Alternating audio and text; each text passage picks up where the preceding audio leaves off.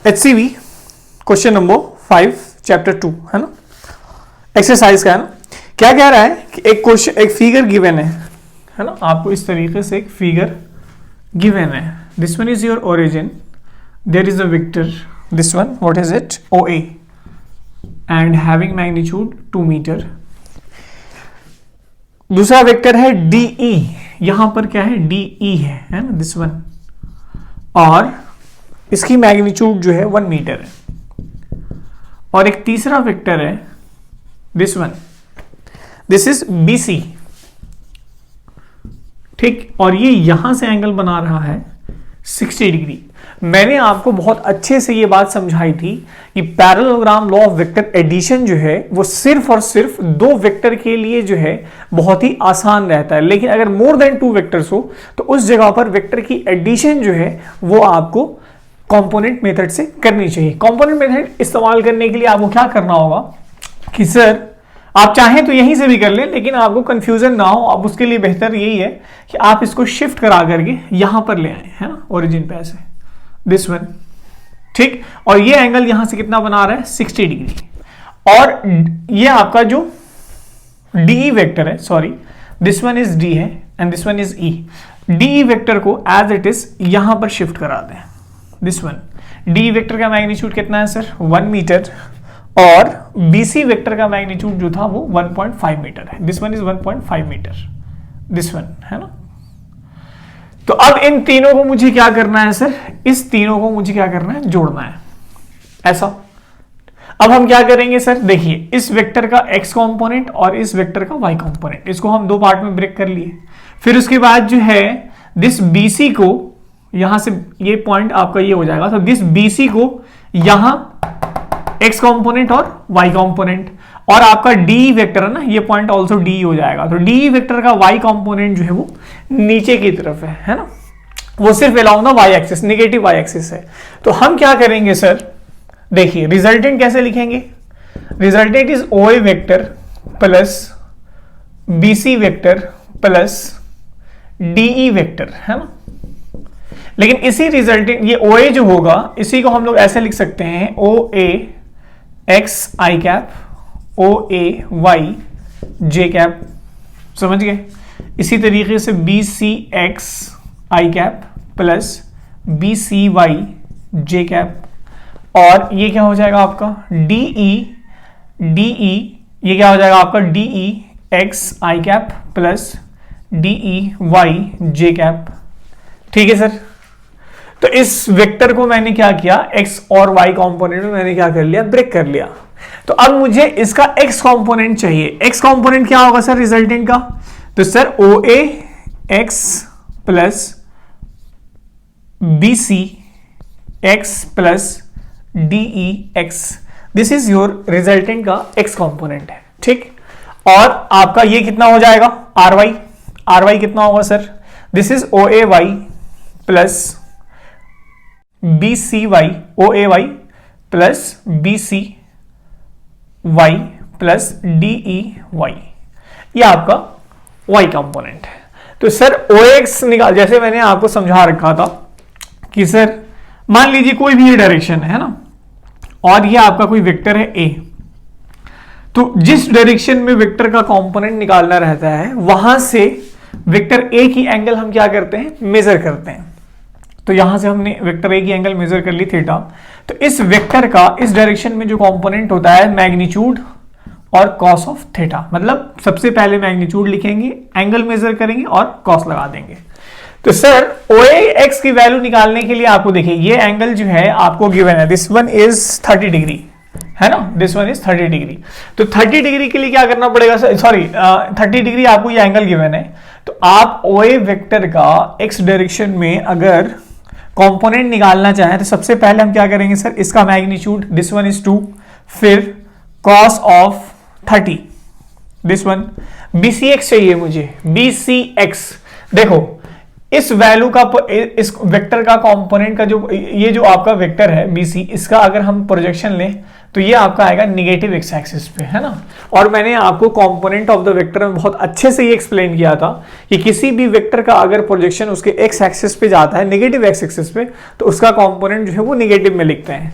तो सर आपको ये लेंथ बस निकाल देनी है, ये कितना हो जाएगा 1.5 cos ऑफ 60, है ना। लेकिन यहां पे माइनस आएगा, क्यों? क्योंकि सर ये जो है उल्टे डायरेक्शन में है, ठीक। प्लस ये देखो DE, ये आपका DE वेक्टर जो है यहां से एक्स एक्सिस से 90 डिग्री एंगल बना रहा है ना, तो इसका कंपोनेंट ये परपेंडिकुलर है, तो यहां से इसका कंपोनेंट जो होगा डियर वो DE cos 90 होगा। तो ये वाले भाई साहब जो हैं वो क्या हो जाएंगे, जीरो हो जाएंगे। परपेंडिकुलर कंपोनेंट हमेशा क्या होता है, सॉरी, वेक्टर अगर परपेंडिकुलर हो किसी लाइन से, तो उस वेक्टर का अगर हम मुझे कंपोनेंट निकालना है इस डायरेक्शन में, तो आप वेक्टर का मैग्नीट्यूड लिखो, फिर वेक्टर का मैग्नीट्यूड लिखा मैंने 1, ठीक। मुझे इस डायरेक्शन में कंपोनेंट चाहिए, मैंने एंगल मेजर किया, this one is 90 degree, 90 degree cos लगाया, तो कॉस 90 की वैल्यू क्या होती है सर, 0 होती है, तो ये अल्टीमेटली 0 हो जाएगा। तो Rx की वैल्यू जो आएगी देखो कितना आएगी, this is 2 into √3/2, this one ये कैंसिल, -3/2, cos 60 की वैल्यू कितनी होगी 1/2, तो ये कितना होगा dear √3 minus 3/4, this one.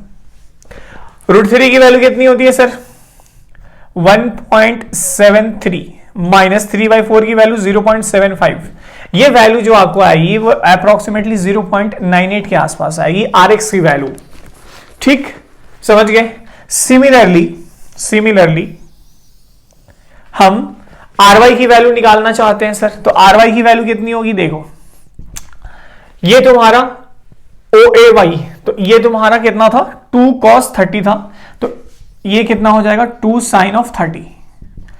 OAy, BCy इसका प्रोजेक्शन किस पे है सर, देखो यहां से जब तुम इसकी प्रोजेक्शन लोगे किस पे, इस एक्सिस पे, y एक्सिस पे, तो ये पॉजिटिव y पे आएगा, तो ये वाला का y कंपोनेंट यानी कि BC वेक्टर का y कंपोनेंट क्या होगा, पॉजिटिव होगा, ठीक।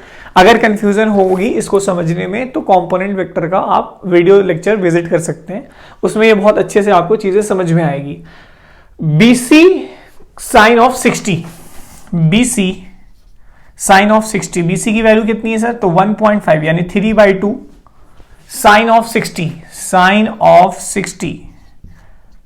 अच्छा ये देखो DE वेक्टर जो है along the negative x axis है, तो इसको हम डायरेक्टली -1 कर सकते हैं ना, -1 इसलिए कि ये जो वेक्टर का ओरिएंटेशन है वो along the negative y axis है। अगर तुम चाहो तो फॉर्मूले से भी निकाल सकते हो 1 sin 90, लेकिन ये चूंकि along the negative x axis है तो इसलिए माइनस आ जाएगा 1 sin 90 के पहले, है ना, तो ये अल्टीमेटली -1 होगा। तो देखो इसकी वैल्यू कितनी होगी, 2 इंटू साइन 30 कितना 1/2 प्लस 3/2 इंटू साइन 60 की वैल्यू √3/2, और ये -1, तो देखो ये कट जाएगा, ये 2 से 2 कैंसिल, 1 बचा, तो 1 ये और ये 1 कैंसिल हो जाएगा, तो ये वैल्यू आपकी कितनी आएगी 3√3 डिवाइडेड बाई 4, ठीक। अब 3√3/4 की वैल्यू कितनी आएगी सर, आप चाहो तो यहां से निकाल लो, है ना, 3 इंटू 1.73 कितना होगा, देखो 3 3 जा 9 और 3 7 जा 21 और 3 1 जा 1 प्लस 2 5.19, किसकी आई वैल्यू 3.3 की आई, ठीक। डिवाइडेड बाई 4 कर दो, देखो कितना आएगा, ये 1 टाइम्स में गया और ये कितना बचा 11, तो ये कितना होगा 4 इंटू 2, 3 बचा, 3 इंटू 9, ये 1.29 होगा, इसको हम 1.3 लिख सकते हैं राउंड ऑफ करके। तो Ry की जो वैल्यू आ रही है डियर वो आ रही है 1.3 और Rx कितना आया 0.98, Ry कितना आया 1.3। तो जब आपका एक वेक्टर जो है कंपोनेंट फॉर्मेट में रिप्रेजेंट कर दिया गया तो इसका मतलब यह है कि आप बहुत ही आसानी से उस चीज को निकाल सकते हो, रिजल्टेंट को भी और रिजल्टेंट के मैग्नीट्यूड को भी और रिजल्टेंट की डायरेक्शन को भी, ठीक है सर। तो मैग्नीट्यूड ऑफ द वेक्टर जो है यहां पे देख लो, है ना,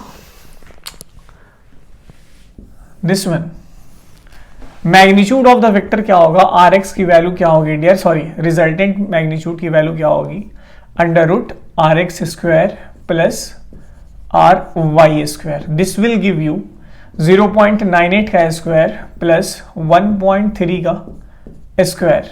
ठीक, ये जो भी आया सो आंसर. ठीक है सर.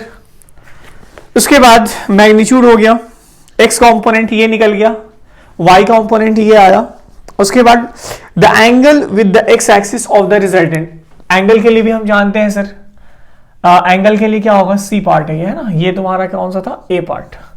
तो सी पार्ट क्या आएगा, tan theta is equal to R Y by R x.